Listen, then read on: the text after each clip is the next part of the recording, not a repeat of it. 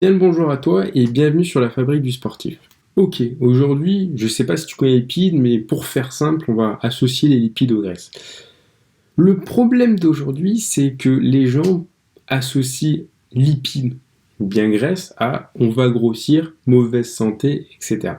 C'est souvent le cas aujourd'hui.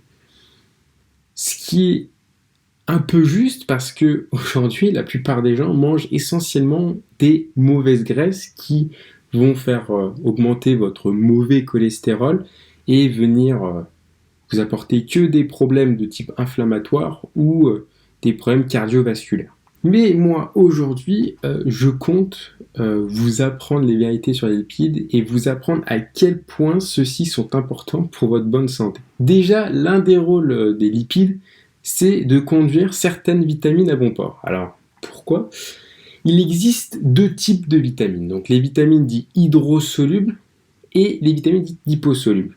Les vitamines hydrosolubles, ce sont celles qui sont transportées par l'eau et les vitamines liposolubles, ce sont celles qui sont transportées par les lipides. Pour celles qui nous intéressent aujourd'hui, on a, pour vous aider à retenir ou pas, moi c'est comme ça que je retiens, vous pouvez apprendre ADEC, donc vitamine A, D, E et K. Ces quatre vitamines-là sont transportées par les lipides, c'est-à-dire que si vous les assimilez, si vous mangez des produits comportant ces vitamines, mais qu'à côté vous n'avez pas de lipides, bon, vous avez mangé pour rien, voilà, c'est ce que ça veut dire.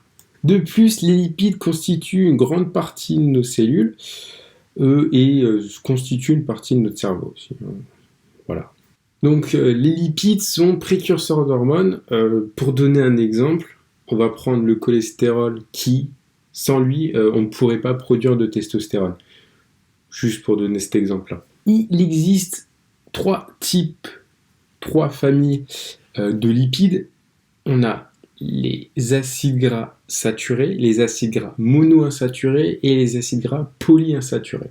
Les acides gras saturés, pour faire simple, c'est ceux que la plupart des gens mangent en quantité quand ils font pas vraiment attention à leur alimentation. Donc on va les retrouver dans tout ce qui est produits ultra transformés, dans tout ce qui est fast food, dans tout ce qui est friture, etc. On en a besoin, mais aujourd'hui elles sont souvent consommées en excès et c'est là qu'on arrive à des problèmes cardiovasculaires, de surpoids, etc. Les acides gras monoinsaturés. Alors celles-ci, on va donner pour équivalent, ce sont des oméga 9 et en alimentation, ce serait de l'huile d'olive, ce serait des oléagineux, pour donner que, mais il y a aussi plein d'autres aliments, mais si je faisais toute la chaîne, on en serait encore là demain. Ces acides monoinsaturés, acides gras monoinsaturés, ils permettent de réduire l'inflammation, ils permettent d'entretenir le cerveau, d'entretenir la vision, etc. Ensuite, on a les acides gras polyinsaturés. Donc là, on va parler des oméga 3 et des oméga 6. Il existe un rapport entre les deux qui veut qu'il faut consommer un oméga 3 pour 4 oméga 6. Si vous consommez trop d'oméga 6, vous allez produire de l'inflammation sur vos tissus, vos organes, etc. Et vous allez aussi avoir des chances accrues de pathologies cardiovasculaires. Alors pourquoi on ne va pas trop manger d'oméga 6, surtout quand on est sportif, c'est pour le risque d'inflammation. Si vous mangez trop d'oméga 6, vous avez plus de chances de choper des tendinites, des problèmes aux ligaments ou au niveau des muscles, etc. Pour autant, elles sont importantes parce que si elles sont consommées dans de bonnes proportions, les oméga 6 vont permettre de baisser le cholestérol, de diminuer la pression artérielle et un rôle de médiateur d'inflammation et immunitaire. Ces oméga 6, on va les trouver dans tout ce qui est huile de tournesol, huile de noix, huile de sésame, huile d'arachide, etc. C'est essentiellement dans des huiles, mais on va aussi la retrouver dans la majeure partie de notre alimentation. C'est pour ça qu'on a souvent beaucoup de risques aussi de manger trop d'oméga 6, qu'elles se trouvent dans une bonne partie de notre alimentation, et pour cela, il va falloir veiller à manger suffisamment d'oméga 3.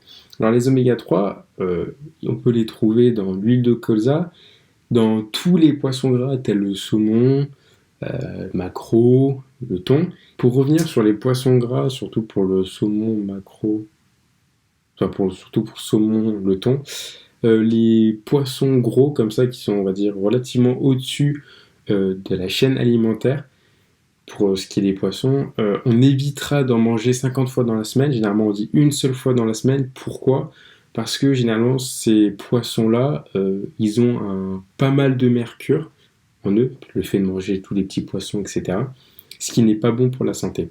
Donc tu peux manger une fois dans la semaine, mais voilà, on n'ira pas plus loin. Pour avoir un bon rapport aussi oméga 3, oméga 6, ce que vous pouvez faire déjà, c'est déjà consommer un peu plus d'huile à dominante oméga 3, enfin dominante riche en oméga 3, mais vous pouvez aussi consommer donc de l'isioca, donc c'est en supermarché vous allez trouver, c'est la 4 huile, qui est donc enrichie en oméga 3, parce qu'elles sont composées d'huile bonne en oméga 3, mais elles sont aussi dans des proportions oméga 3, oméga 6 qui sont idéales, enfin bonnes pour la santé. Donc voilà, j'espère qu'aujourd'hui je t'ai sorti du mythe, les lipides c'est pas bon, ça fait grossir, ou je sais pas quelle autre connerie, et que tu vas mieux gérer ça au cours de ta journée et de ta vie pour être en meilleure santé. Donc la vidéo est finie, si elle t'a plu tu peux aimer, liker, partager, commenter. Si tu as des questions, n'hésite pas à les poser en commentaire. Tu peux aussi t'abonner à mon Instagram. On va se dire à la prochaine, toujours plus en forme.